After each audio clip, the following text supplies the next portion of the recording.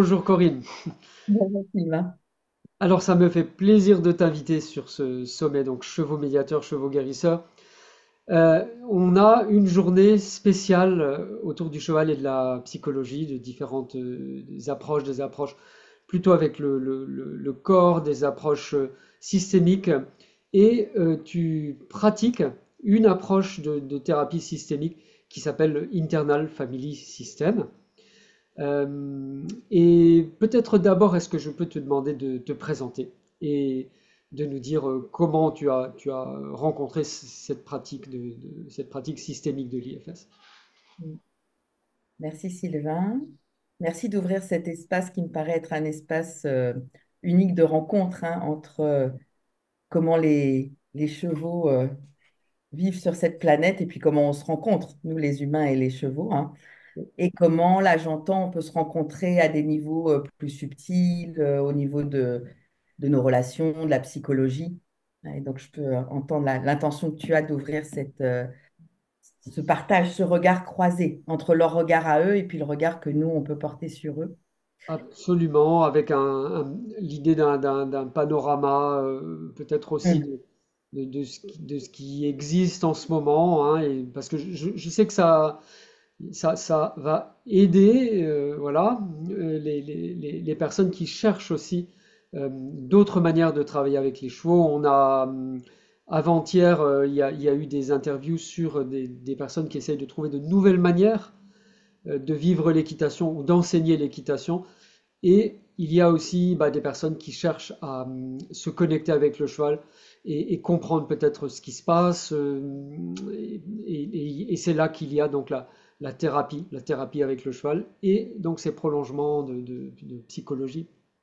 Du coup, merci. Bah, si je peux modestement contribuer à ça, soutenir ce mouvement qui me paraît vraiment important de cette rencontre entre les chevaux et les humains. Ça peut vraiment être un espace de guérison pour tout le monde. On a bien besoin de ces partages croisés. Alors, que te dire sur moi? Donc, je suis effectivement ce qu'on appelle thérapeute IFS. IFS, c'est l'acronyme de Internal Family System. Ça veut dire système familial intérieur. C'est une thérapie qui vient des États-Unis que je pratique depuis 2019, à la fois en cabinet, à la fois en Zoom et aussi en lien avec l'association française, IFS Association, qui est le porte-parole de l'IFS en France. Est-ce que tu aurais besoin de savoir des choses supplémentaires sur moi à ce stade? Oui, comment est-ce que toi tu as rencontré l'IFS et je sais que tu as eu différentes vies, on pourrait dire, mais C'est comment- vrai. Alors, j'ai rencontré l'IFS dans le cadre d'une activité en lien avec la protection de la nature et des peuples autochtones. ouais, je sais que tu es Euh, très impliqué dans ce domaine-là. pendant une vingtaine d'années et encore maintenant, je suis en lien avec des peuples autochtones amazoniens qui ont été mis en danger par des compagnies pétrolières voilà, qui voulaient s'installer sur leur territoire de vie. Et donc, c'est à cette occasion-là que j'ai monté une association.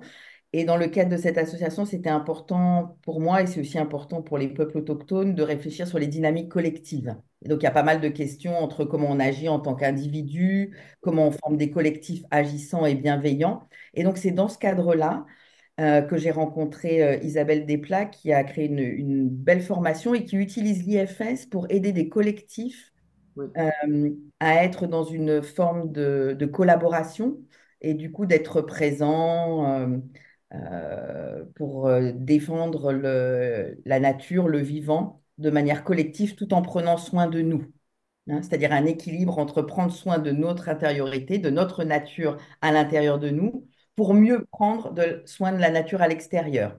Et donc Isabelle Desplat a eu cette intuition que l'IFS qui permet un retour à soi, à prendre soin de soi, à guérir notre famille intérieure, hein, puisque le principe de l'IFS, c'est parti de l'observation de Richard Schwartz, qui est dans les années 90, qui est un docteur en thérapie systémique et qui observe, qui travaillait avec des familles extérieures, des parents, des enfants, notamment autour d'enfants qui avaient des troubles de la boulimie, donc qui accueillait des familles extérieures et qui s'est vite rendu compte en observant ses patients témoigner de ce qu'ils vivaient, que eux-mêmes parlaient de, de voix, de personnalité à l'intérieur d'eux.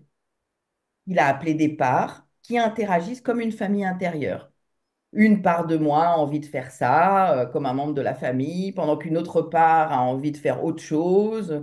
Une part de moi dit ça, a un avis, un point de vue sur quelque chose dans ma vie, pendant qu'une autre part aurait un autre avis divergent ou contradictoire. Et ces parents nous discutent, et donc comme une vraie famille intérieure.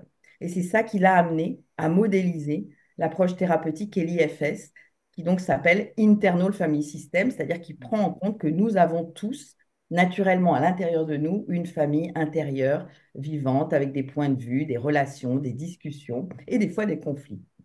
Je sais que quand j'ai découvert cette notion, je me suis dit, mais ça ressemble beaucoup au syndrome des personnalités multiples, ça. Et Oui. Alors c'est vrai qu'en Occident, très très vite, on a trouvé que c'était un peu bizarre et on y a mis tout de suite une pathologie, de la schizophrénie, etc. Donc il y a eu comme un peu une frayeur en Occident et pour nous, personnalité multiple, c'est un problème. Et en même temps, pour beaucoup de peuples dans le monde, et aussi des premiers observateurs comme Carl Gustav Jung ou Roberto Assagioli, hein, très vite, eux, ils ont vu que c'était aussi une richesse, hein, que si on pouvait avoir une forme de recul, une forme de discernement, bah, qu'on avait aussi toutes ces ressources en nous. Parce qu'une famille, ça peut être source de conflit, mais c'est aussi comme une toile de vie, un tissu où chacun peut avoir sa place, être complémentaire, et du coup former un collectif qui peut fonctionner harmonieusement, hein.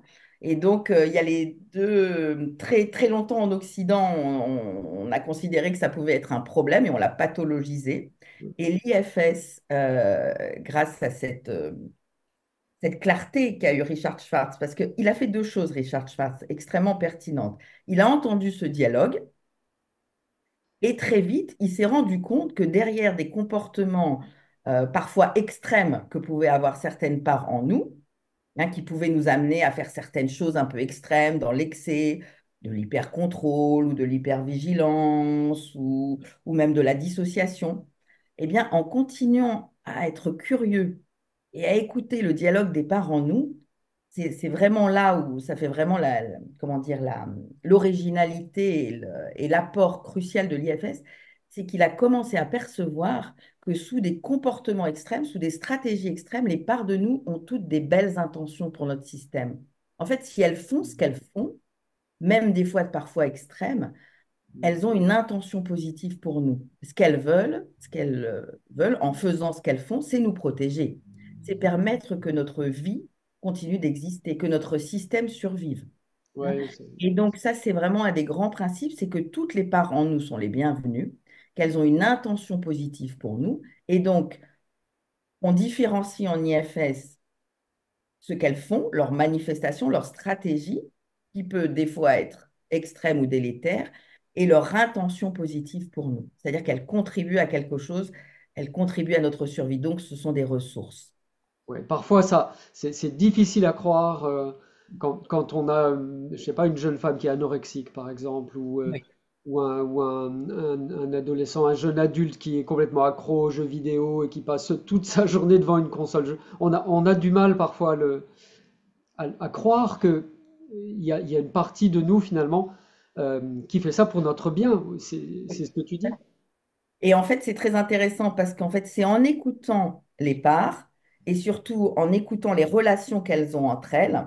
Par exemple, on peut imaginer sur ce jeune garçon qui regarde des vidéos de façon extrême, que peut-être dans sa vie, en lien avec son système scolaire ou en lien avec son environnement, il a un certain nombre de contraintes ou de choses qu'on lui demande de faire qui éventuellement l'éloigne de l'équilibre de sa nature, hein, qui est à la fois une nature d'apprentissage, mais aussi une nature de détente, hein. On pourrait imaginer que 8 heures par jour assis sur le banc de l'école quand on est jeune. Ça nourrit une partie de nos besoins, appartenance, appartenir au collectif, ça nourrit l'apprentissage.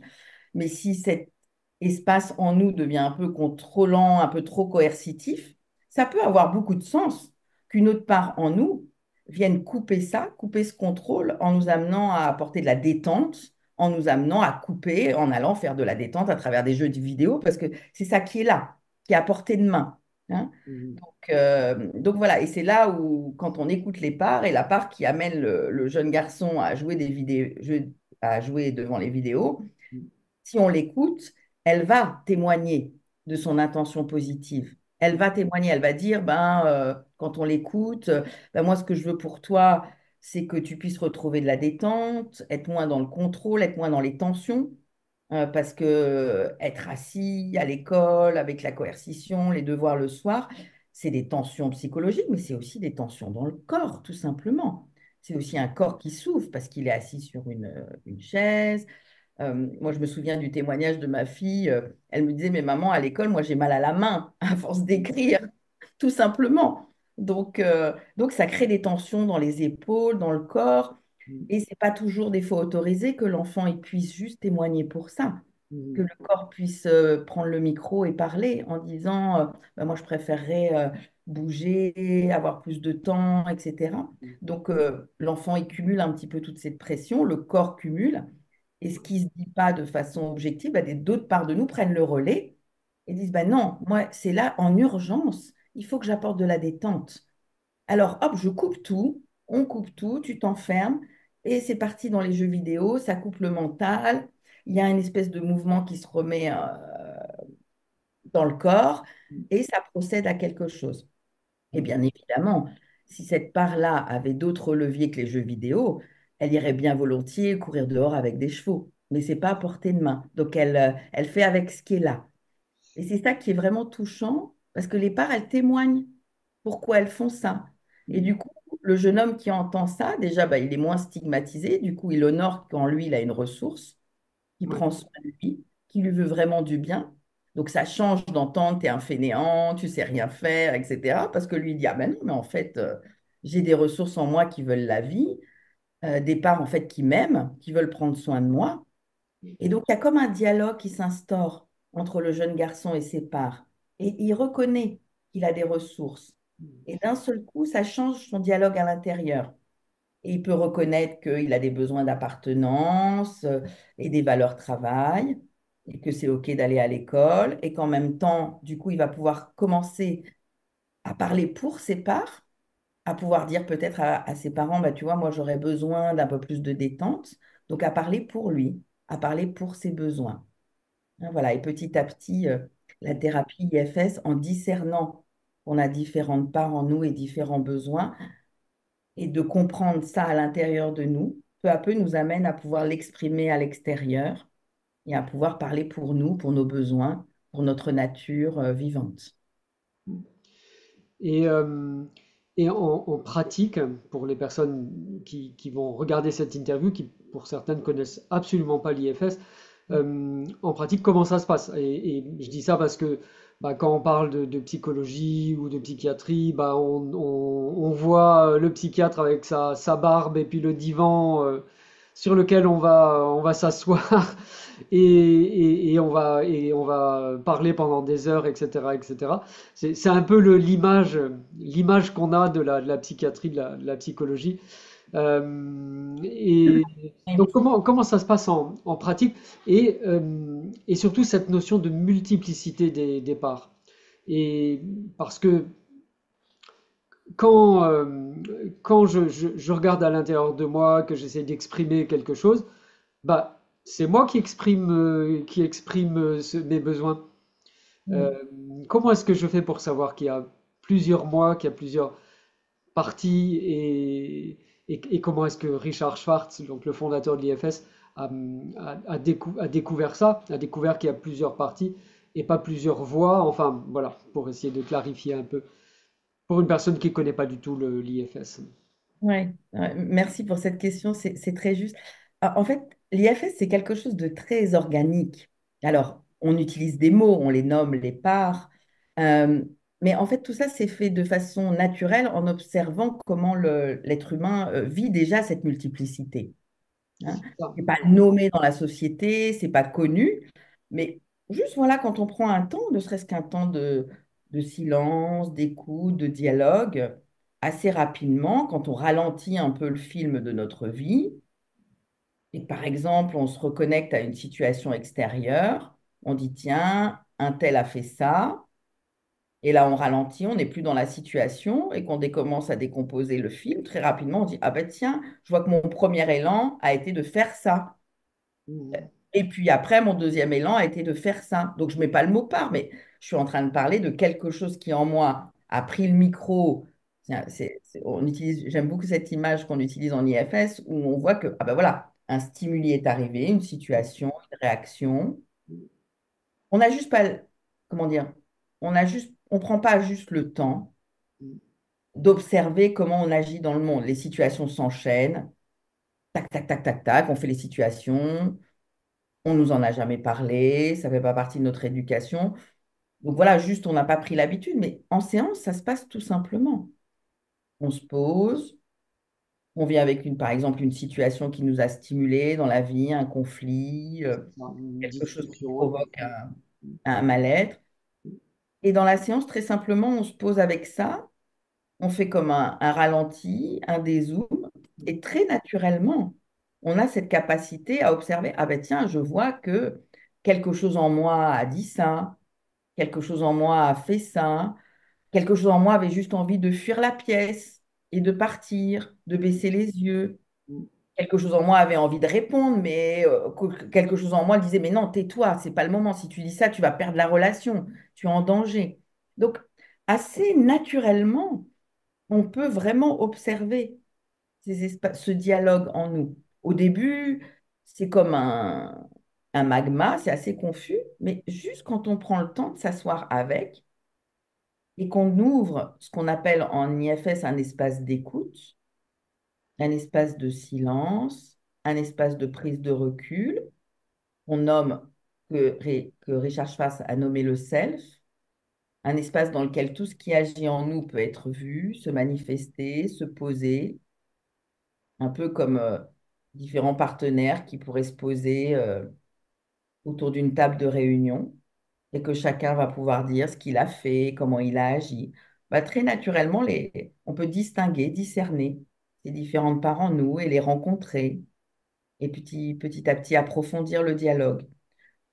Donc c'est très naturel, hein. Et c'est vraiment là.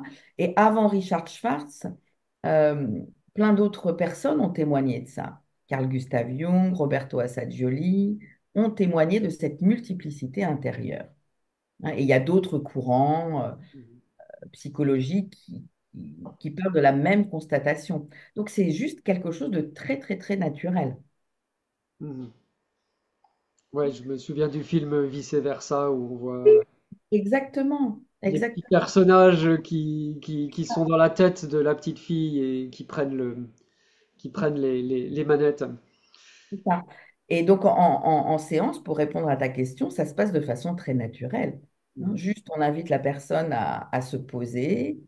On pose un cadre de sécurité, on accompagne, on facilite. Hein. Nous, on est là pour faciliter ce dialogue et faciliter le dialogue entre la personne et ses propres parts. Et très naturellement, le dialogue se fait. Hein. Ouais. Quand on parle de dialogue, et également, on invite la personne à observer comment les parts en elle se manifestent. Mhm. C'est là où c'est un peu plus subtil parce que certaines parts en nous vont se manifester à travers des pensées, Mhm. d'autres vont se manifester à travers des voix neutres ou des voix féminines ou des voix plus éloignées. D'autres parts vont se manifester à travers des sensations dans le corps, dans nos muscles, dans nos organes, certaines via des mouvements. Hein, donc ça peut être vraiment des véritables expériences visuelles, des couleurs, des formes, des expériences kinesthésiques, énergétiques. Et ça, pour chaque personne, ça va être différent. Euh, Au sein d'une même personne, ça peut être différent pour plusieurs parts d'entre elles. Et très vite, la personne a beaucoup de curiosité. Mhm. Elle découvre son monde intérieur avec beaucoup de curiosité et très vite, elle en découvre la richesse. Et du coup, elle va à la rencontre d'elle-même. Et souvent, c'est beaucoup de surprises et beaucoup d'émotions, à la fois pour les parts d'être connectée à la personne, qui est en fait l'unité dans laquelle elle vit, hein, et beaucoup d'émotions pour la personne qui se rend compte que ça fait bien longtemps que ses parts, elles protègent sa survie.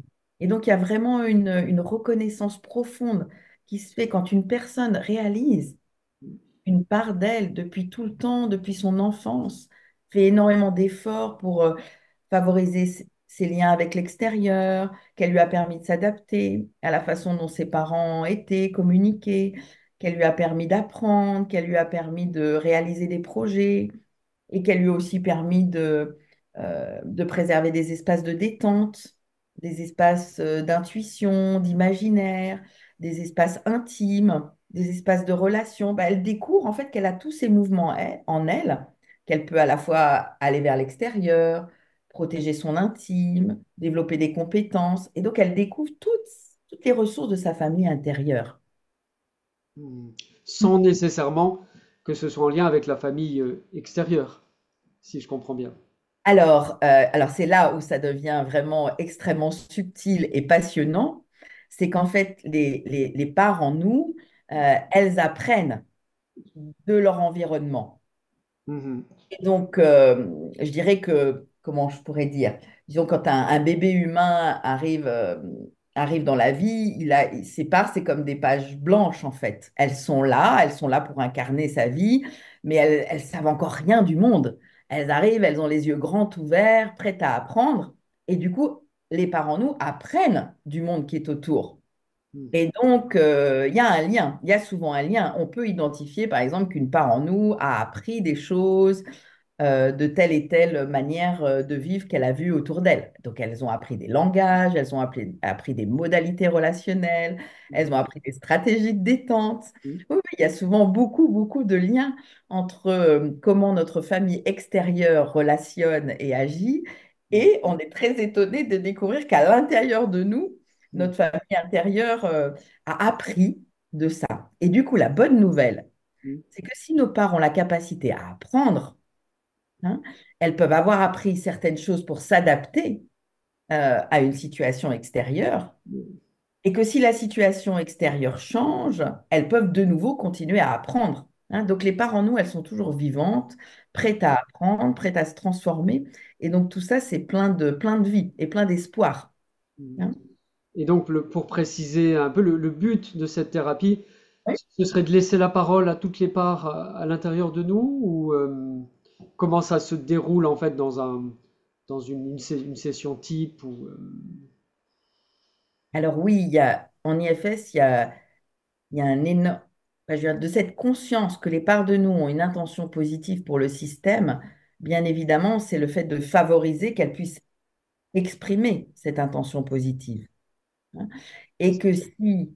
euh, et leur donner la liberté, le choix libre, si elles ont mis en place des comportements adaptatifs, qu'elles puissent faire comme un bilan sur elles-mêmes et faire librement le choix de déposer ce qu'on appelle en IFS des fardeaux. C'est-à-dire si à un moment donné, pour nous protéger, puisque leur intention est de nous protéger et de nous adapter, si à un moment donné, elles ont dû adapter des comportements, des rôles extrêmes qu'on appelle des fardeaux, des croyances, pour s'adapter au milieu qui était autour de nous, par et que, exemple en étant discret, voilà. moi je me souviens quand j'étais adolescent, je me disais que j'étais comme un caméléon, je prenais la couleur du mur, etc. Enfin, Ouais. Ouais, ce que tu décris, Sylvain, c'est que tu as de la clarté maintenant avec du recul sur sans doute qu'une part de toi avait cette capacité, alors sans doute à observer des signaux extérieurs, du rouge, du vert, et du coup de les apprendre et les appliquer à toi pour que c'est tu ça, puisses te glisser dans ce paysage-là.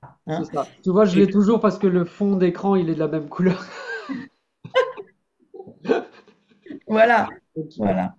Ok, Et je comprends et bien. en même temps, j'entends que du coup, maintenant, tu peux avoir du recul avec cette part et que peut-être à quoi elle a envie d'utiliser cette ressource, au service de quoi aujourd'hui, de ton nouveau cadre, hein, et peut-être du nouveau message que tu veux faire passer, du coup de la cohérence de ce sommet, comment cette belle capacité Mhm. à avoir cette apparence peut être au service de ton nouvel environnement. C'est ça. Donc les parties de nous-mêmes discutent avec le thérapeute, discutent Alors, entre elles et elles arrivent à un consensus, à alors un surtout, contrat. je fais un petit arrêt là sur image. Le dialogue se passe essentiellement entre la personne et ses pairs, et le Mhm. thérapeute, lui, facilite le dialogue. D'accord. Ok. Éventuellement, à certains moments, bien évidemment, il peut y avoir des interactions avec le thérapeute, mais vraiment, la base, l'intention de base de la thérapie IFS, c'est de favoriser le dialogue entre la personne et ses pairs pour que la personne rencontre ses ressources, ce qui la compose, hein. Mhm. Et là où c'est important, c'est que du coup, parce que la personne reste le contenant, hein, parce qu'il n'est pas question d'augmenter la dissociation. En IFS, il est question de discerner qu'on a des parts pour leur permettre de se sentir unifiés, contenus et soutenus par la personne, hein, par ce qu'on appelle en IFS cet espace de self, qui a en nous cette qualité d'écoute, d'accueil, de compréhension, de respect de toutes ces ressources, hein, ce regard bienveillant sur toutes ces parts en nous qui ont œuvré pour notre survie. Et comme tu dis, l'objectif, c'est de leur permettre d'être écoutés, hein. Le self en nous, cet espace d'écoute n'a pas d'autre objectif que de permettre l'expression des parts dans leur singularité. À partir d'un espace d'écoute, un espace neutre alors. Et Alors, je dis ça parce que moi j'ai été formé aux États-Unis, on va parler des chevaux tout à l'heure, et j'ai été formé aux États-Unis dans disons la thérapie avec les chevaux par Linda Kohanov, qui est une personne qui a créé donc une approche particulière. Et elle a ce concept que pour interagir avec un cheval, il faut créer un espace qu'elle appelle l'espace sacré de la possibilité, qui est oui. souvent matérialisé par le rond, enfin le rond de longe, l'espace où on va être physiquement en lien avec le cheval. Et c'est le même genre d'espace qui doit être créé. Comment ça se passe concrètement? Bah, oui, oui, tout simplement, euh, oui, c'est un espace d'écoute bienveillant qui existe naturellement en nous, Mhm. un espace qui a des qualités, je dirais que peut-être la première qualité, c'est la curiosité Mhm. pour une altérité, qu'elle soit extérieure ou intérieure, puisqu'en fait, les parts de nous, c'est une altérité en nous, hein.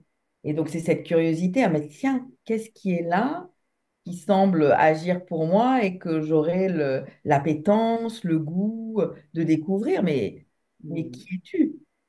C'est Hein, ça. qui es-tu, toi qui prends soin de moi depuis si longtemps que je connais même pas et je commence tout simplement à observer Mhm. mais tiens, mais c'est qui cette part caméléon qui Mhm. semble avoir, comment elle a su que c'était la meilleure façon de me protéger dans mon milieu familial en faisant ce qu'elle fait? Mhm. Et du coup, c'est ça, cette curiosité qui se développe et cette qualité d'écoute. Mhm. Et la personne, littéralement, s'assoit pendant l'espace de thérapie, dans le cadre sécurisant que pose le thérapeute. Mhm. Le thérapeute pose une assise, Linda Kwanov dit un cercle, mais c'est vraiment ça, hein, l'espace de thérapie. C'est un espace où chacun peut s'asseoir en sécurité, un espace de calme, Mhm. curiosité, plus vaste que tout l'ensemble des parts qui nous habitent, dans lequel il y a une écoute élargie, comme un espace à 360 degrés, ample, dans lequel toutes les parts peuvent s'installer. Et d'un seul coup, tout simplement, ça laisse la liberté à la part caméléon de venir s'asseoir et de parler pour elle. C'est ça. Et à ce moment-là, vraiment, elle raconte toute sa sagesse. Bah, tu Mhm. vois, quand tu étais petit, ceci, Mhm. cela. Et à ce moment-là, c'est incroyable, mais comment tu as su, comment tu savais? Et du coup, on se découvre, et au passage, on découvre et ses stratégies de protection et cette sagesse infinie, hein. Donc, Oui, oui, c'est vraiment ce que dit Linda Kwanoff, c'est-à-dire que c'est un espace d'écoute euh, qui englobe tout, c'est-à-dire notre corps, notre présence, la pièce dans laquelle on est, un espace de sécurité, dans lequel il y a une qualité d'écoute, de calme, de présence, d'être en fait. C'est vraiment une rencontre d'être à être, hein, de considérer les parts comme des êtres à part entière, dotés d'intentions. Et c'est vraiment quand elles ont l'espace de témoigner qu'on en est témoin nous-mêmes, hein. Donc, l'IFS, c'est vraiment une thérapie expérientielle. On pourrait continuer à en parler pendant des heures, mais la meilleure façon de comprendre, pour que chacun puisse mettre une expérience vivante sur l'IFS, c'est effectivement de se laisser faire l'expérience avec soi-même. Et c'est vrai que dès qu'on commence à rencontrer ses parents, nous, tout ce que je suis en train de vous raconter, qui peut paraître un peu abstrait, devient une évidence parce que c'est une expérience vécue et pour chacun de façon différente. Ah, donc vraiment l'invitation en IFS, on peut en parler comme on est en train de le faire là. Il peut y avoir une forme de théorie sur le Canva qu'on peut retrouver dans les livres de Richard Schwartz ou dans les formations, les stages que propose l'IFS Association. Et très vite, comme en thérapie, on propose de passer à l'expérience, de faire l'expérience de cette écoute de ce qui est vivant en nous, tout simplement. Donc, ça rejoint complètement l'espace Mhm. de... L'espace sacré des possibles. Et Ce que j'entends dans possible, c'est la possibilité de cette rencontre.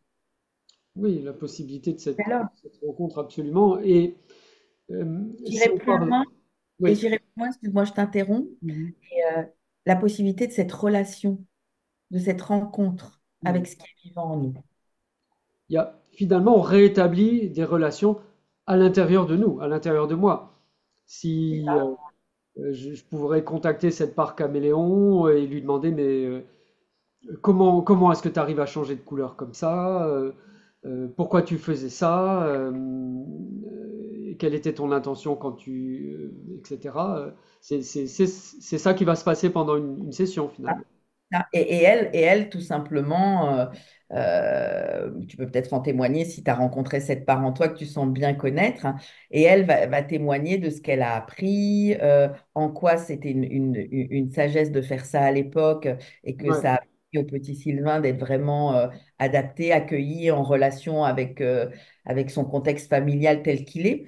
Et en IFS, il n'y a aucun jugement quand on fait ça. Il n'est pas question de juger ou de porter un jugement sur la façon dont étaient les parents à l'époque. Ils sont comme ils sont. Et on se concentre sur comment cet environnement euh, a, comment dire, sculpté, a imprimé un apprentissage en nous, hein. Et juste à écouter ça, ce qui est là. Donc, c'est là, à l'accepter. Et maintenant que je regarde à l'extérieur et que j'invite les parents à regarder le nouvel environnement, bah, comment elles peuvent utiliser ces ressources. Hein, comme tu le dis très justement, bah voilà, aujourd'hui, au service du sommet, eh ben, j'ai une chemise rouge, une casquette, un environnement, et donc c'est au service de quelque chose qui a de la valeur. Oui, Euh, oui, ça devient bah, joyeux. oui. C'est vrai, mais cette part, si je lui pose la question, Oui, sa première intention était de ne pas être vue. Un caméléon dans la jungle change de couleur parce qu'il ne veut pas être vu, justement. Et donc quand on se filme soi-même pour organiser un sommet, cette part-là, elle n'est pas très très contente, à vrai dire. oui, Mais justement, personnellement, j'ai découvert qu'il y a ce dialogue intérieur qui s'instaure entre oui. différentes parties de soi. Et cette partie qui ne voulait pas être vue, bah, elle dialogue avec une partie qui dit oui, mais il y a beaucoup de gens qui veulent apprendre des choses, etc. Il y a une espèce C'est ça. de dialogue. Euh, L'avantage, c'est qu'au lieu de rester dans la discrétion, c'est-à-dire de ne pas le faire, ou de rester dans ce qu'on appelle la procrastination, où ça serait resté à l'intérieur de toi dans un conflit, eh oui, ben, le dialogue s'étant instauré, en tout cas aujourd'hui, je peux témoigner que tu es là, voilà. hein, et que donc, avec les parties en toi, et qu'elles ont trouvé une façon de trouver un compromis qui te permet à la fois d'être là, de la façon dont c'est le plus respectueux pour toi, pour ton système, Et du coup, ce dialogue avec les parts permet de remettre le système en marche et que Oui, chacun trouve sa propre dynamique, sa propre singularité à l'écoute de ses ressources. Euh, et c'est pour ça qu'on dit que l'IFS permet d'aller vers une coopération harmonieuse de notre système. Et du coup, on est un compromis de ça. De la façon dont tu es là, c'est ça. c'est un profond respect de ces parts protectrices et de la personne, euh, euh, la personne que tu es devenue aujourd'hui et qui permet d'avancer à l'écoute de cette nature profonde et donc de lui permettre de se matérialiser, de s'incarner. Oui. Et c'est intéressant aussi quand on est dans un environnement de gens de chevaux, hein. Oui. Et il y a beaucoup de personnes qui veulent se connecter aux chevaux parce que elles se sentent mieux avec les chevaux qu'avec les êtres humains. Il y a beaucoup de Hmm. gens qui disent ça. Moi, je préfère les chevaux aux êtres humains. C'est plus facile. Le cheval a un amour inconditionnel. Le cheval ne me juge pas, etc. Le cheval me porte ou me transporte. Hmm. Et aussi, le cheval me permet de me relier à la nature, la nature sauvage. C'est souvent ça qu'on entend, une attirance, hein, vers le cheval, qui est de plus en plus forte. Et peut-être qu'il y a, à l'époque de mon grand-père, le cheval, bah, c'était surtout bah, c'était un peu militaire, hein, c'était l'armée, le cheval ou le cheval qui travaillait dans les champs, qui tirait les charrues. Aujourd'hui, c'est plus tellement ça, et même la connexion au cheval devient plus importante que la pratique de l'équitation, hein, de mettre une selle sur le dos du cheval et de lui faire faire des figures dans un manège. Donc il y a vraiment cette connexion à la nature sauvage, et parfois aussi cette idée que le cheval, bah, je me sens plus à l'aise dans un environnement de cheval parce que il me juge pas, il a cet amour inconditionnel et voilà, je voulais Oh, j'aime beaucoup échanger. le Ouais, témoignage. Ah ouais, parce que du coup, quand tu témoignes de ça, ce que j'entends, c'est que tu témoignes que naturellement dans les chevaux, en tout cas c'est ce que j'entends de ton témoignage, que naturellement dans les chevaux, il y a cet espace d'écoute qui est là et qui ouvre du coup cet espace d'expression de la multiplicité en nous. C'est-à-dire que j'entends que naturellement, quand on est au contact des chevaux, et tu en témoignes vraiment très bien à travers ton récit, on fait l'expérience de cet espace d'écoute incarné. ouais, ouais, Que Richard Schwartz appelle le self. Hein. sans doute. Sans doute. Moi, j'ai eu la sensation, que parfois il y a de la projection et on projette sur le cheval des qualités qu'en réalité, il n'a pas. Euh, Après, qualité d'écoute, oui, certainement, oui, c'est sûr. Enfin, en tout cas, il y a cette notion de troupeau, hein. Le cheval vit en troupeau, il a une vie de troupeau, et sa survie dépend, de ce qui se passe dans le troupeau. Alors, dans ce sens, oui, c'est un modèle, on pourrait dire, de la vie en collectivité. Quand j'entends, pour rebondir sur ton témoignage, j'entends que tu dis, au contact des chevaux, je ne sens pas de jugement et je me sens accueillie Tout dans à ma fait. nature profonde, qui me parle de nature, qui me parle de corps, qui me parle de choses organiques et qui me parle de liberté. Donc j'entends qu'au contact des chevaux, il y a cet espace pour que d'aspects de ta personnalité puissent être entendus et accueillis tels qu'ils sont. Hein. Et donc c'est ça qui me fait dire, à travers ton témoignage, que au contact des chevaux, il me semble que l'être humain peut témoigner qu'ils se sont accueillis dans sa totalité. Du coup, être accueilli dans sa totalité, ça veut dire qu'il y a un espace pour accueillir cette totalité-là. Que ce cercle dont parle Linda, il est là, il s'ouvre, cet espace d'écoute s'ouvre, et donc c'est possible de, que s'exprime en nous notre totalité, parce qu'en fait, comment dire, l'espace de self, c'est un espace d'ouverture, un Mhm. espace ample dans lequel tout ce qui est vivant en nous peut s'exprimer. Hein, Mhm. c'est pas une petite pièce comprimée où on ne pourrait qu'exprimer une facette de nous. Au Mhm. contraire, c'est un espace où d'un seul coup, ça se détend et tout ce qu'on est peut, alternativement, comme dans une danse, s'exprimer. Oui. Est-ce qu'on pourrait dire que c'est notre soi authentique? C'est notre âme? Alors, quand tu veux dire quoi? Chez les chevaux, chez nous, Chez nous? Chez nous? Alors, donc Richard Schwartz, si je reviens comme à l'IFS, Ouais. Richard Schwartz le nomme le self. Il l'appelle le Et, self, oui. hein, et donc, moi, enfin, je le traduis pas trop en français, mais on pourrait le traduire comme le soi en français. Encore faut-il le définir, mais si on définit le self tel que le définit Richard Schwartz et tel qu'on en fait l'expérience, encore une fois, l'invitation est d'en faire l'expérience euh, quand on chemine petit à petit à la rencontre de qui on est, hein, et à la rencontre de nos parts. Euh, le self, c'est comme notre nature profonde, qui on est au-delà de certains comportements ou de certaines habitudes ou de certaines pensées ou de certaines manifestations. C'est Mhm. vraiment le contact en nous qu'il existe cet espace plus vaste, bienveillant, calme, curieux de toutes les manifestations de la vie. En tout cas, moi, c'est comme ça que je le définirais. Lui, il le définit aussi comme un espace d'écoute, inconditionnel, dans lequel toutes les formes de vie, tout ce qui est vivant, toutes les manifestations sont les bienvenues et accueillies. Hein. Et ça, c'est vraiment un des grands principes de l'IFS, c'est que tout ce qui est vivant en nous, toutes les parts en nous, quelle que soit la modalité de leur manifestation, seront toujours accueillies et bienvenues et accueillies avec ce regard du fait qu'elles ont vraiment une intention positive pour nous. Hein. Un des derniers ouvrages, le titre des derniers ouvrages de Richard Schwartz en anglais, c'est No Bad Part. Il n'y a pas de mauvaise partie. Mhm. Hein. Toutes les parts en nous, même si elles ont des comportements extrêmes, ont des intentions positives pour nous. Et donc cet espace de self, de soi, c'est cette capacité à les accueillir depuis ce regard-là, bienveillant, sans jugement, et d'être curieux, et qu'elles puissent s'asseoir ou à leur manière s'exprimer pour qui elles sont.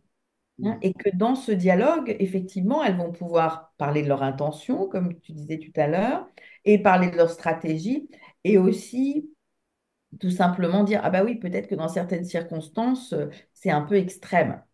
Mhm. Hein. C'est ça qu'on appelle les fardeaux. Hein. Dans certaines circonstances, j'ai des émotions extrêmes, des comportements extrêmes, des réactions, des émotions extrêmes. À quoi ça a servi de déployer ces façons extrêmes d'être? Ah, ok, ça avait ça a une utilité à un moment donné qu'une part manifeste de la colère de façon extrême. Parce qu'à ce moment-là, l'intégrité de la personne n'est pas respectée et la part n'a pas d'autre choix que de poser un non ferme pour faire respecter ses limites. Et elle le manifeste à travers la manifestation de la colère. Mhm. Hein. Et à Oui, ce oui. moment-là, on peut commencer un dialogue avec la part et si elle avait d'autres manières de faire respecter l'intégrité et les limites de la personne sans manifester la colère, comment elle aimerait faire. Hein. Et donc, c'est là où il y a un dialogue constructif que la personne a avec elle-même et ses différentes ressources pour imaginer une nouvelle façon d'être au présent. Ouais. Ou alors, si je reprends mon propre exemple avec l'invisibilité, oh, il y avait de l'invisibilité extrême, hein. Ça c'est certain, hein. Vraiment à se retirer complètement de toute relation sociale. Mm. Ça peut devenir vraiment extrême. Mais effectivement, en parlant avec cette part, bah, j'en suis arrivé à pouvoir me filmer, n'est-ce pas, filmer les autres, interviewer 30 personnes, etc. Et ça, c'était vraiment par négociation avec cet espace des possibles que tu appelles le self, donc que Richard Schwartz appelle le self. Donc je crois que je vois à peu près avec tes explications à quoi correspond cet espace de possibiliser, cet espace du self, cet espace du soi authentique, hein, on dit souvent ça dans l'approche Epona Quest. Mais est-ce que les chevaux, eux, ils ont un self finalement, eux aussi, à ton avis? Mm. Alors, quand j'entends ta question, hein, euh, ben, je vois tout simplement que ça développe une curiosité en moi et que je peux parler uniquement depuis mon témoignage et de l'expérience que j'ai pu en faire ou de l'écoute des témoignages que tu peux me partager ou que d'autres personnes partagent. Et il me semble que ce que je peux partager aujourd'hui, hein, peut-être que plus tard j'aurai une autre expérience dont je pourrais témoigner, mais si je me relie au témoignage, il me semble qu'effectivement les chevaux semblent avoir cet espace-là, puisque précisément à leur contact, on sent cet espace de non-jugement, d'écoute, d'accueil, et donc naturellement les qualités du self. Euh, Absolument, oui. Oui, oui. voilà, et qu'on peut aussi, en leur présence, se montrer tel qu'on est, sans jugement. Et pour moi, ça, c'est une qualité énorme du self, c'est juste être. On n'a pas besoin de La faire quelque présence, la présence. C'est ça, on n'a pas besoin de faire quelque chose avec les chevaux pour qu'ils soient là avec nous.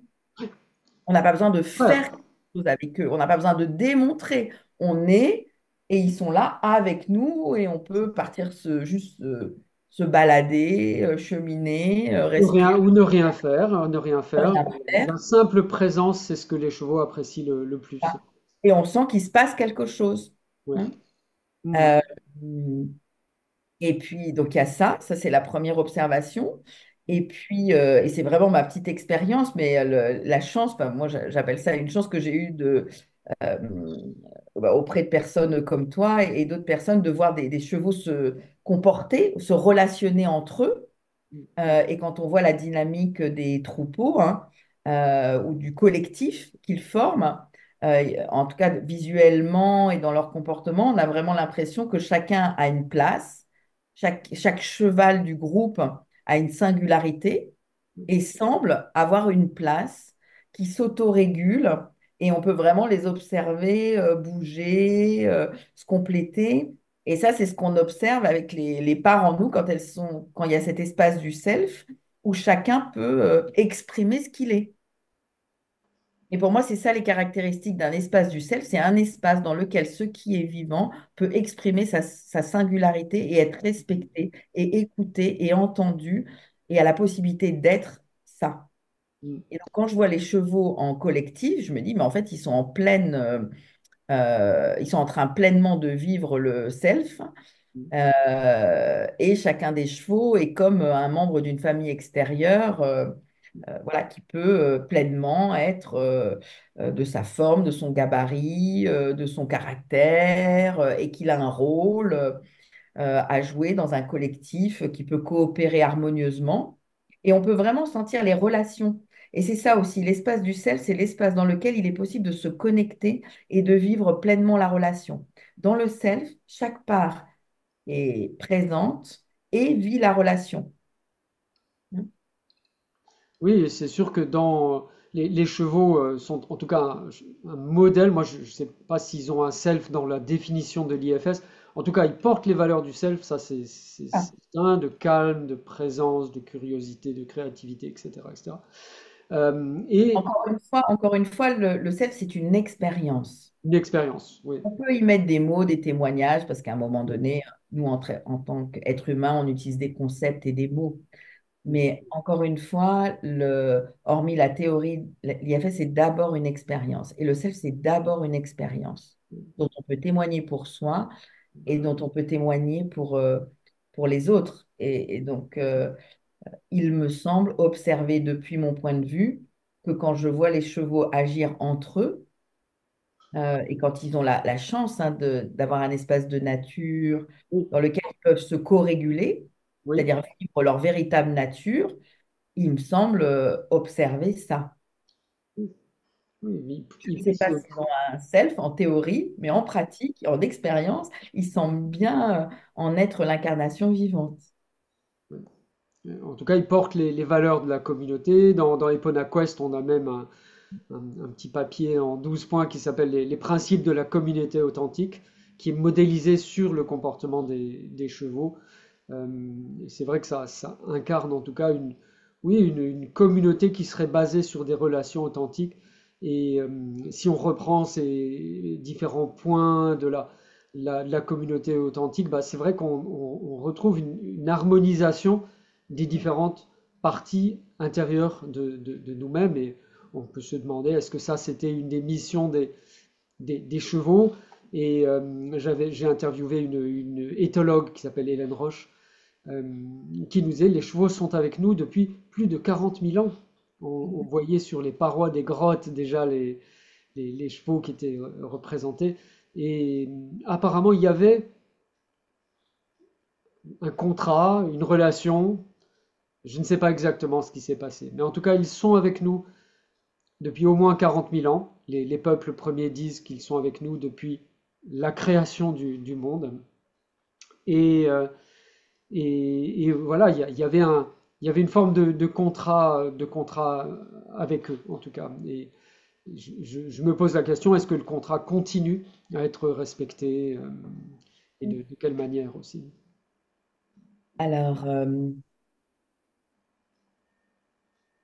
toujours pour prolonger peut-être cet échange autour du self, et puis du coup, Ouais. bah, est-ce qu'on est en relation, hein? Est-ce que Oui, l'espace de self en nous est en relation avec l'espace de self dans les chevaux? oui. Je ne suis pas une spécialiste du comportement des chevaux, mais ce que j'ai pu observer, ce que j'ai trouvé très beau dans cette incarnation du self des chevaux, c'est que quand ils ont la chance de vivre dans un espace de nature et de pouvoir se co-réguler, on peut vraiment observer, par exemple, donc, ils sont en connexion avec les autres chevaux, donc ils sont dans la pâture, je ne sais pas comment on appelle ça, et on peut observer aussi qu'ils ont une écoute bien plus large de tout le vivant autour.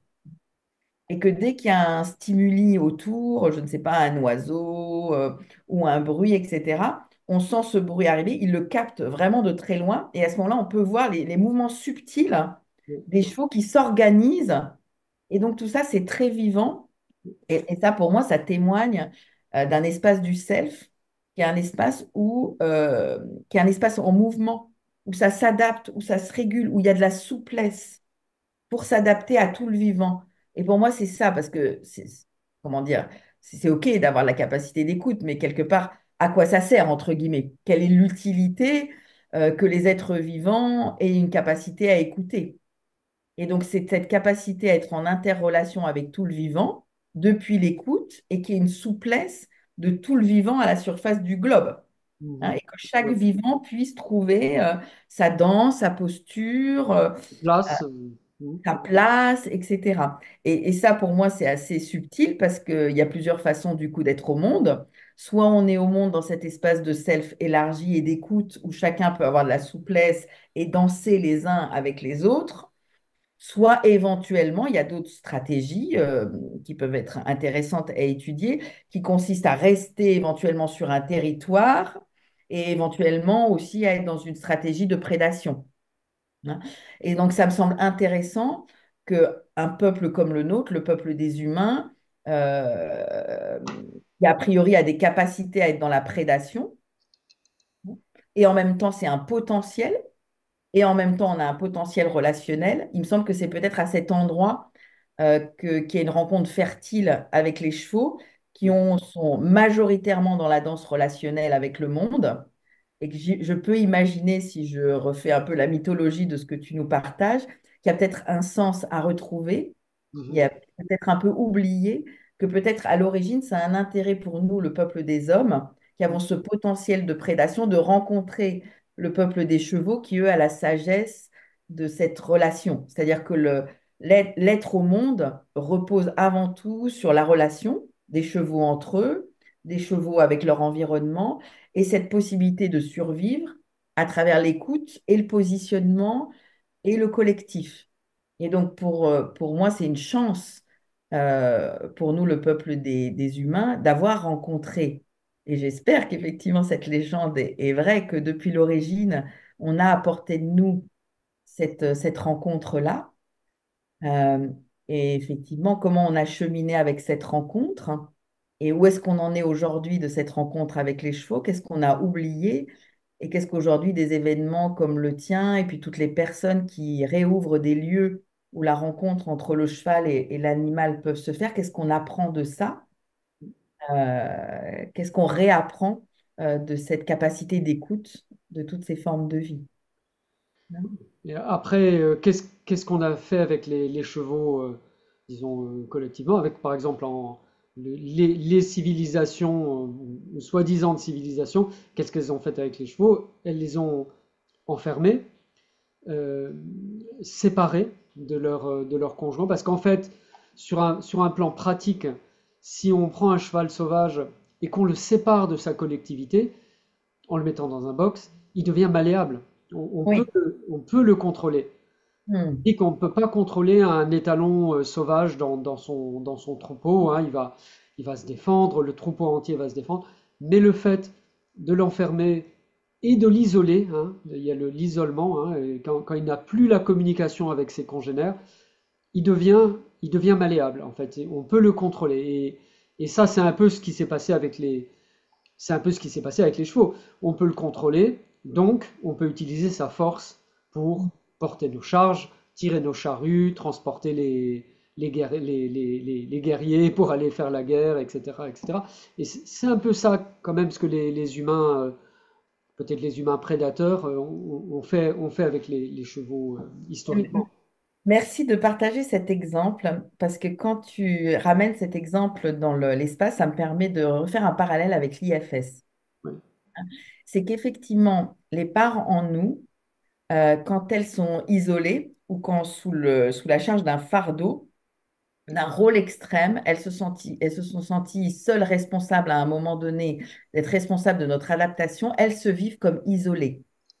Et on peut vraiment observer, ça c'est vraiment une des grandes approches de l'IFS, c'est-à-dire c'est d'être une thérapie relationnelle et systémique, c'est-à-dire qu'il y a la conscience des relations entre les parts en nous, on observe et les parts en nous témoignent que sous la charge du fardeau d'un rôle dont elles se sentent responsables pour nous permettre de survivre dans l'environnement dans lequel on est né, D'un elles vivent d'un l'isolement. un Elles rôle, vivent une manière de se comporter. Voilà, et cette manière de se comporter dont sont responsables les parts, les fait se vivre de façon isolée de l'ensemble des autres parts du système. Ouais. Et donc, la thérapie IFS, en favorisant le dialogue avec les parts, permet aux parts d'être reconnues, d'être honorées, d'être reconnectées à la personne et de se reconnecter avec les autres ressources en nous. Hein.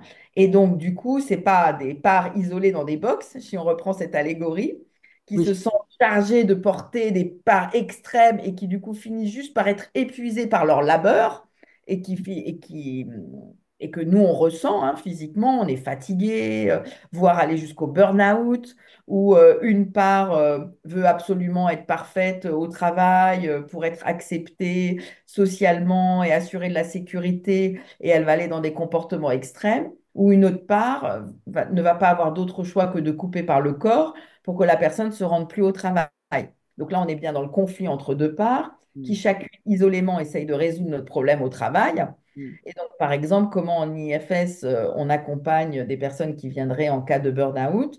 mm. Bah, écoutez, ah ben oui, j'observe que j'ai cette part qui travaille beaucoup et elle explique pourquoi c'est important pour elle d'être vraiment parfaite et perfectionniste et de répondre aux attentes du travail pour assurer de la survie comme elle l'a toujours fait. Et du coup, elle rencontre, et en plus, cette part, du coup, elle est en conflit avec la part qui a coupé ou qui amène la maladie, parce que du coup, ça l'empêche d'avoir l'intégration. Mais quand elle se rend compte que l'autre part, elle fait ça pour le bien du système, il y a un dialogue qui peut se renouer. Hein. Et du coup, comme l'exemple du dialogue dont tu disais tout à l'heure pour tes propres parts, elles peuvent envisager une stratégie commune. Par Mm. exemple, quelle nouvelle activité qui serait plus respectueuse de mes rythmes, qui ne nécessiterait pas d'aller jusqu'au burn-out, tout coupé par le physique, tout en continuant à assurer ma sécurité. Hein. Et elles le trouvent ensemble. Hein. Il y a une des grandes C'est pas le thérapeute qui discute avec les parts ou qui négocie avec les parts. Pas du tout. Hein. C'est vraiment de l'écoute. Une des parts qui explique profondément quelle est sa stratégie et son intention, et l'autre part aussi. Et en s'écoutant, tout simplement comme des êtres humains, on peut observer que dans nos familles extérieures, quand on est en conflit, qu'est-ce qu'on fait? chaque personne s'arc-boute sur son argumentation pour avoir raison, sans chercher vraiment à comprendre l'autre. Hein. Et donc là, quand il y a cet espace où chacun peut expliquer, partager et s'écouter jusqu'au bout, à un moment donné, les parts, elles s'aperçoivent qu'elles ont des intentions communes. Et donc, en repartant de cette racine commune qui est prendre soin de la personne, elles peuvent alors déployer différemment leurs ressources. Et donc ça, c'est ce qui fait vraiment de l'approche de l'IFS une thérapie relationnelle, favoriser la relation entre les parts elles-mêmes et les parts et la personne, et qu'elle repose sur la relation avec le soutien du thérapeute, pour rétablir une systémie intérieure. Et si je reprends l'exemple avec les chevaux, c'est-à-dire que les parts ne soient plus enfermées dans des boxes, mais ensemble, qu'elles puissent maximiser leur potentialité, hein, et Oui, redevenir vraiment un tissu relationnel vivant, souple, dansant. Et ce qu'on remarque, c'est que quand à l'intérieur de nous, il y a plus d'espace, eh bien, on est plus ouvert et disponible à écouter l'autre et sa propre systémie. Il y a plus de compréhension, de curiosité. Quand on retrouve de l'espace en nous, de oui. la compréhension pour ce qui nous habite, hein, il y a plus de bienveillance, de tolérance et d'espace pour que l'autre à l'extérieur puisse aussi trouver sa place. Hein. Oui, Et du coup, mais ça si je peux quand favorise. même dire par rapport à ça, les chevaux qui vivent en liberté dans la nature, c'est la situation normale. Les chevaux n'ont pas Ah, besoin de nous. Ils n'ont pas besoin de nous qui venons pour les capturer et les mettre dans des box. Parce que dans la nature, les chevaux ne naissent pas dans des box, ils vont pas aller de leur plein gré s'isoler dans des box. Et je faisais un peu la comparaison avec notre système intérieur. Le mode de système intérieur où chacune des parts est isolée avec son propre fardeau, etc., n'est pas normal. C'est pas le mode de fonctionnement normal. c'est ça, c'est ça. C'est un mode adaptatif. C'est ça, un mode Un mode adaptatif. adaptatif à un monde qui préexiste, notre arrivée au monde, et qui lui-même a déjà ses propres règles. Quand on est accueilli au monde, en gros, pour caricaturer, quand on est accueilli au monde, on est accueilli par des parents qui eux-mêmes ont leur part, leur fardeau, leur trauma, et qui du coup nous apprennent de ça. Hein. Et donc, on grandit, comment dirais-je, de façon traumatisée en s'adaptant au monde qui est déjà un monde traumatisé, qui a déjà des comportements, des extériorisations à travers des comportements. Voilà. Mais la bonne nouvelle, c'est qu'on a la capacité à réapprendre et que nos parts ont vraiment une capacité de résilience interne et qu'elles peuvent réapprendre par ce dialogue intérieur euh, librement euh, à choisir une nouvelle modalité de relation. Et donc, ça commence déjà par nous.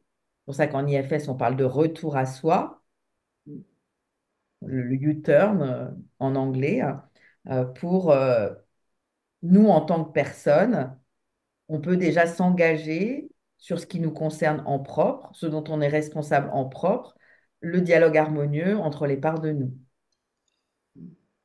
Et ça, c'est notre façon à nous de faire notre part, d'harmoniser, d'être nous-mêmes en nous-mêmes une terre de paix, d'un dialogue apaisé, durable entre les parts de nous. Et depuis cet espace-là, entrer en relation avec les autres, le monde et les chevaux, les êtres vivants, hein, pour une danse relationnelle systémique, apaisée et souple. Oui, c'est un peu ce qu'on fait dans les sessions cheval et IFS, où comme les chevaux sont tellement sensibles justement à ces valeurs de la communauté, en fait, ils vont pas accorder leur confiance à une personne qui s'exprimerait uniquement avec ses parts, en fait. Il y a besoin de cet espace de présence. Bah, j'arrive pas vraiment à l'exprimer comme ça, mais il y a besoin d'incarner soi-même, d'être soi-même dans cet espace de self pour obtenir la confiance et a fortiori la coopération d'un cheval, d'un équidé. Hein. Ça fait vraiment partie de leur nature et moi je trouve que c'est absolument formidable de d'allier cette approche donc que tu as présentée Corinne de Internal Family System avec le travail avec les chevaux, spécialement le travail à pied où on est en relation hein, avec un cheval et le cheval est en liberté s'il veut pas participer, ben, il va aller rejoindre ses copains et faire autre chose, hein. Mais voilà, c'est vrai que quand on est dans cet état de présence, le cheval a cette curiosité de découvrir qui je suis et d'établir une relation. Et peut-être que c'est ça, rétablir ce contrat qui unissait nos deux espèces depuis si longtemps, depuis 40 000 ans, depuis peut-être encore plus longtemps, euh, grâce aux valeurs du self, hein, et aux valeurs de la communauté. En tout cas, Corinne, un grand merci d'avoir été présente et donc de nous avoir parlé de l'IFS, comment l'IFS permet de créer cet espace intérieur de présence, cet espace intérieur du self, et d'harmoniser, je ne sais pas si c'est le mot, enfin, d'harmoniser les différentes parties de nous, y compris les plus extrêmes. Donc, Alors, bien évidemment, hein, il y aurait beaucoup de choses à dire de plus hein, sur l'IFS. Il existe pour ça des conférences, des ouvrages que l'on donne au sein de l'IFS Association.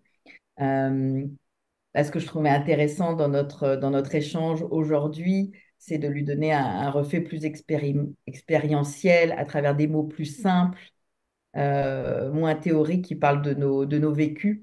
Et bien évidemment, à toutes les personnes qui voudraient compléter l'apprentissage de la théorie, il y a des ouvrages, il y a des formations, il y a un vocabulaire et il y a des espaces où on peut en faire l'expérience en direct. Euh, Est-ce que je peux te partager là ce qui est vivant en moi là tout de suite?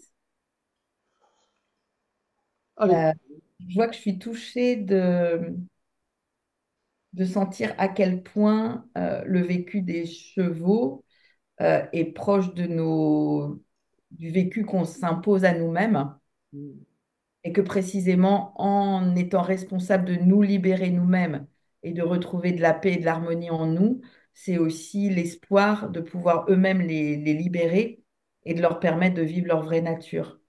Et donc, pour moi, ça se rejoint Et du coup, je me relie à toutes les personnes qui travaillent avec les chevaux et qui aujourd'hui leur offrent cette chance de pouvoir vivre leur vraie nature. C'est aussi une chance pour nous d'aller à la rencontre de notre vraie nature et de ce que j'appelle notre vraie nature, c'est-à-dire juste la possibilité d'écouter ce qui est vivant en nous, hein. Cette vraie nature, c'est cette écoute, cet accueil, ce respect de toutes nos potentialités vivantes qui fait de nous des êtres singuliers, colorés, vivants. Voilà. Donc, je suis touchée par cette rencontre. Merci de ça, Sylvain. C'est très précieux. merci beaucoup, Corinne, d'avoir été avec nous aujourd'hui. Puis merci du fond du cœur de ton témoignage pour cette communauté authentique avec les humains et avec les différentes autres formes de vie qui nous entourent et qui émergent autour de nous. Merci beaucoup pour ça. Merci, à bientôt. À bientôt. Je voulais aussi vous donner des éléments pratiques pour ce sommet en ligne. Donc c'est un sommet qui est gratuit sur simple inscription comme membre de la communauté Cheval en Conscience. Vous avez le lien juste en dessous. Une communauté où il y a déjà plus de 1500 membres. Et donc vous avez la possibilité de regarder gratuitement les interviews le jour de leur diffusion. Ou alors, si vous voulez les regarder plus confortablement au moment où vous le voulez, vous avez la possibilité d'acheter un pack replay. Donc pack replay pour le montant de 97 euros. Vous avez accès à plus d'une trentaine d'interviews, plus de 35 heures d'interviews sur les chevaux médiateurs, sur les chevaux guérisseurs, avec des témoignages exclusifs de la part des nations amérindiennes, du chamanisme. On a interviewé donc cette chamane de Sibérie, et également des professionnels du cheval en France qui parlent de leur métier, comment est-ce que le cheval peut être intégré dans des pratiques de psychologie, comment il peut être intégré avec la théorie polyvagale. Donc tout ça, vous avez la possibilité d'acheter un pack replay pour regarder confortablement les interviews. Et je voulais aussi vous dire qu'une part des bénéfices de la vente de ces packs replay sera reversée à l'association Equidolce. C'est une association qui est vraiment chouette, vraiment un beau travail de cette association qui crée un refuge pour les chevaux. Et on a vraiment à cœur de soutenir d'aider cette association Equidolce avec Cheval en Conscience. Inscrivez-vous, c'est gratuit, n'hésitez pas et vous aurez accès gratuitement à toutes nos interviews. Voilà les amis, à bientôt.